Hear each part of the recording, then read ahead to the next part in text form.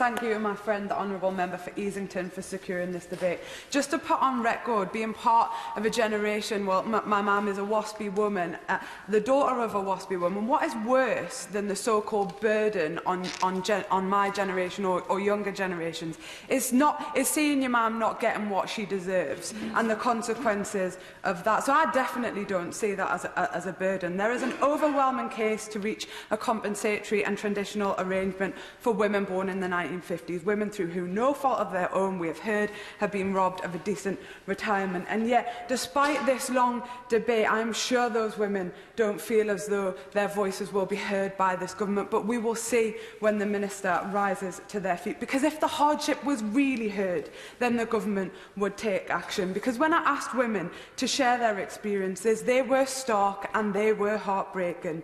And contrary to the individualised nature of the comments opposite, there were patterns. It was a collective experience. And some of those are these, that they have been left without information by the DWP. That is clear and cannot be disputed. The word that they used repeatedly was cheated in relation to how they felt. The lack of notification has consequences. That is clear and cannot be disputed. Those women often start and work at the age of 50 and suddenly asked to rip up their retirement plans and scratch around and make a living. Because of those new and sudden realities, they have been forced in often backbreaking, temporary 0 hours work without any security or job satisfaction just to make it through to their retirement age. Illness has made them desperate and trapped, and having to search for ways to make ends meet is frightening in this new financial environment. Financial insecurity and poverty have led to many experiencing acute mental health problems.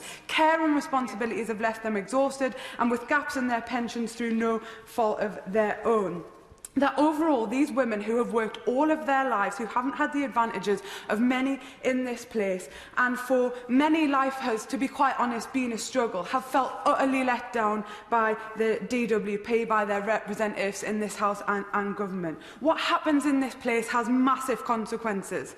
Listen to this one woman's reality. She said she's living from hand to mouth. It really is about whether she can eat or eat. I'm not in the best of health. If I'm unwell, I can't go to work and therefore don't get paid. I shouldn't be in this position, she says. I should have been informed years ago of the massive increase to my state pension. Additional 6 years for me to work is unfair. It's the best part of a decade, and that means a lot when you're in your 60s. I feel hopeless and frustrated. What will my health be like in another 4 years' time? Will I ever get to enjoy my retirement? I mean, those words are truly heartbreaking. There are thousands of these stories, thousands of women in my constituency of North West Durham. These women want to know where their money is.